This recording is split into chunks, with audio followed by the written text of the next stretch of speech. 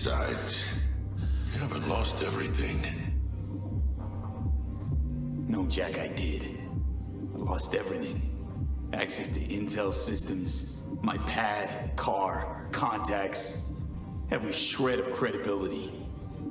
At least you still got the eddies for the hit job. Probably some fat-ass chunk of cha-ching, just right for a new start. That's right, fool. Buckle up. Hey, you hearing all right? Don't look so high. V! Hey, hermano. Your new life, it starts now. It's been over 3 years after Cyberpunk 2077 launched to initial discourse over its overpromised and undercooked first iteration of the game. Since then, the devs at CDPR have been working to polish the game to a standard that they initially promised. While I personally enjoyed my first foray through Night City, the game needed serious work. Here's a list of things that made my most recent trips through Night City better this time around.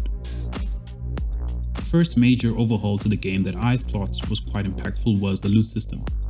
When the game launched, the loot system was so erratic. What I mean by this is that you'd find random junk all over the place, on bodies and suitcases and boxes. The issue is that these are highlighted and can be so distracting. We're RPG fans, and so we see a marker, we go and we pick it up. It's in our nature. This constant disruption, I felt, really took you out of the moment where a simple thing like walking with Placide through Pacifica is interrupted by our constant need to loot. To make matters worse, it's all junk. What I've noticed is how clutter-free the game world feels. That entire sequence in Pacifica barely had any loot to pick up, and the loot that was there made sense. Clothes and suitcases, components in little chests and boxes. Even guys you take down have well thought out and organized drops. Weapons, crafting components, maybe one burger. Sensible stuff that made sense. Most that you need, some you don't. After an encounter, my inventory would be filled to the brim with weapons and mods. To add to the variety and incentivize looting, some weapons have this broken status where picking up adds XP to the engineering skill tree, which I thought was pretty clever. Every item you stumble upon has a purpose, be it weapons to equip or sell, mods to add to your weapons, crafting components of all tiers, clothes you can use for transmog and stat buffs. Sensible stuff, not dildos and shit. Well, you can find an exotic dildo weapon, but we'll table that discussion for another day. The updated loot system came with an overhaul to the overall economy as well.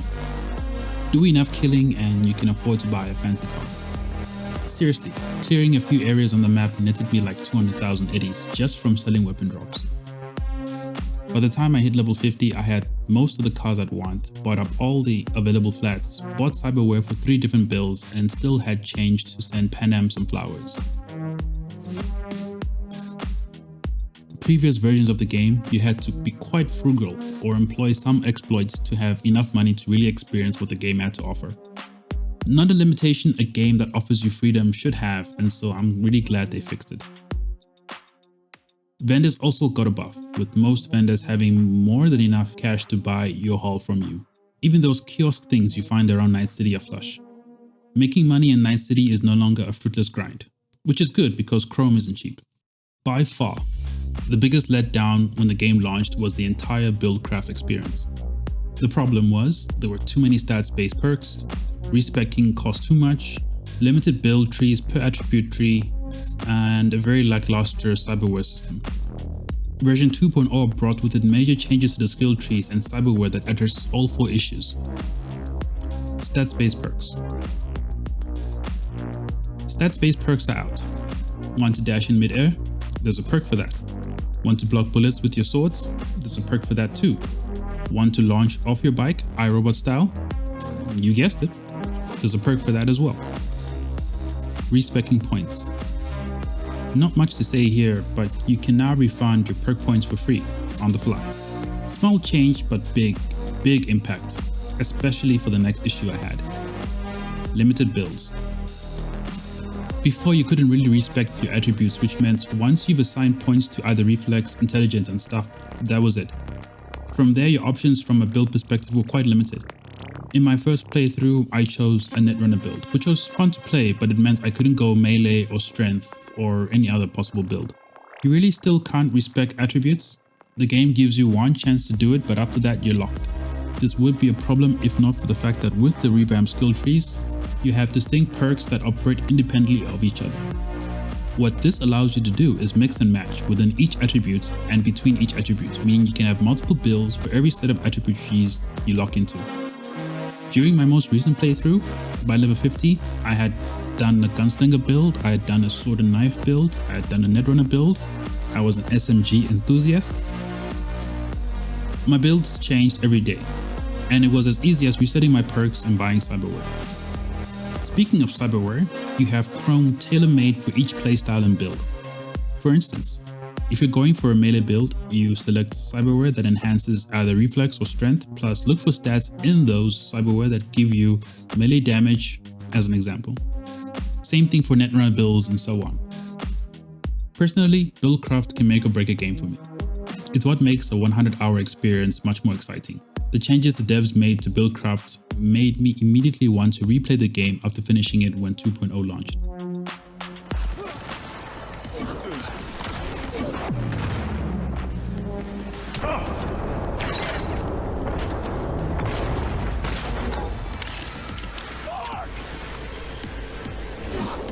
Surround the target! Got your back!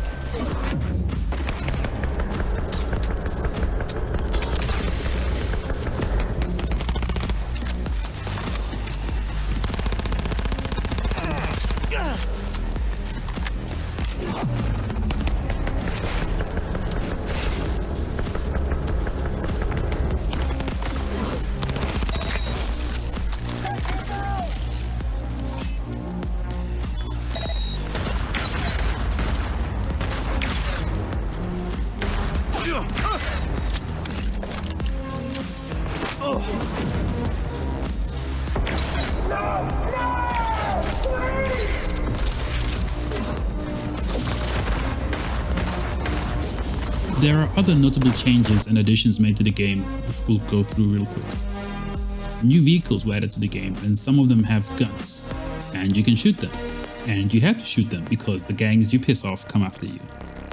You can rent out flats around Night City now, besides Mega Building 10. The one in the Glen was my favorite, which is also the most expensive, but we like nice things. There is an incentive to visit the flats. Taking a nap, having a shower, or drinking coffee and or tea gives V certain buffs such as extra XP or health buff.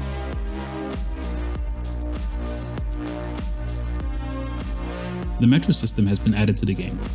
It's cool the first time you use it, but driving is still the best way to get around Night City. It's something they had in the trailer, glad they have it in to tick off that box. Transmog is in as well. You no longer need to look like a weirdo to get all the buffs. Again, most stats have been moved over to Cyberware, as it should be. Some items of clothing give you minor buffs like armor and stuff. And then with the transmog, you can look however you want, regardless of the build or the items that you're going for. Romance has also seen a few enhancements. The journey leading up to the climax has always been a highlight given how integral they are to certain missions and the overall story. The devs added in events after the fact, like being able to chat with them or have them visit your flats for a date and send them flowers. I really did enjoy my first trip through Night City. The story was excellent, the presentation was brilliant, the vision was there, and when Edge Runners released, that was confirmation that at the very least, the game got the baseline concept right. Every update after launch was polish that the game desperately needed, but really only elevated it from a great game to the best ongoing game.